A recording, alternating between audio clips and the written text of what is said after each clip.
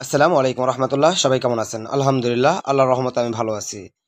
আপনারা দেখতে পাচ্ছেন যে আমার স্ক্রিনের মধ্যে যে সমন্বিত খামার স্থাপন ও সম্প্রসারণ এবং বায়োগ্যাস প্রযুক্তি বিষয়ক 5 দিনব্যাপী প্রশিক্ষণ কোর্স। আসলে আমরা যারা গরুর খামার করতে চাই বা গরুর খামার করতেছি তাদের প্রথমে যে কাজটি করা সেটা হচ্ছে আমাদের ট্রেনিং গ্রহণ করা।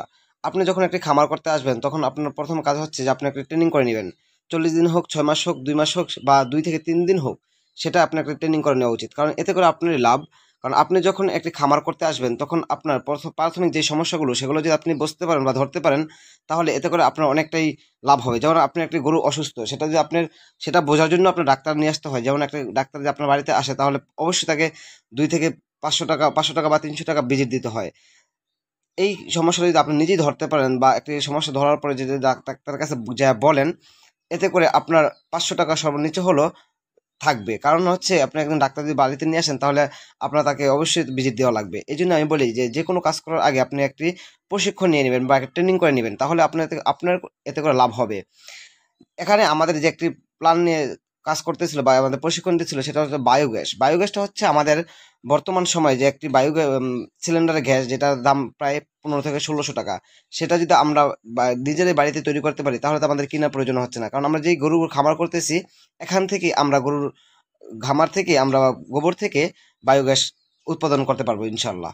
যাই হোক, এখান থেকে গোবর থেকে যে আমরা বীজটাগুলো ফালায় দিই সেটা তো পরিবেশ দূষণ হয় এবং খামার আশেপাশে নলা বা ডোবার মধ্যে পড়ে সেগুলো মশামাছি তৈরি হয়, সেখান থেকে ব্যাকটেরিয়া বা ভাইরাস তৈরি হয়। সেখান থেকে আমাদের বর্তমান খামারেতে সবচেয়ে বড় যে সমস্যাটা সেটা হচ্ছে লাম্পির কারণে হচ্ছে গরুগুলো অনেক মারা যায়।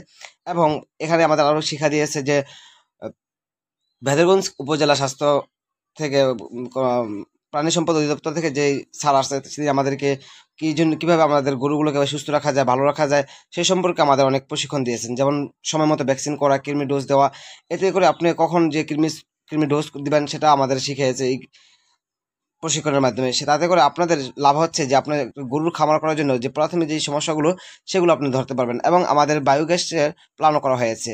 এখানে আমাদেরকে একটি বায়োগ্যাস প্ল্যানের সম্পর্কে সম্পূর্ণ আইডিয়া দিয়েছেন যে কিভাবে আমরা বায়োগ্যাস প্ল্যান করতে পারি।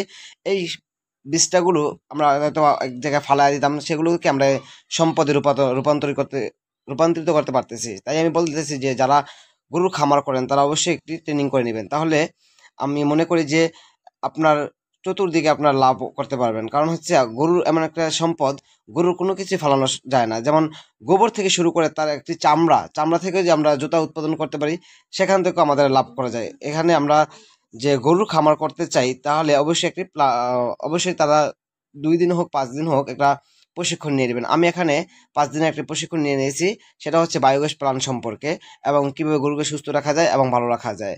যাই হোক, আল্লাহ তাআলা যেন আমার কাজের মধ্যে বারাকা দান করেন। আসসালামু আলাইকুম রহমতুল্লাহ।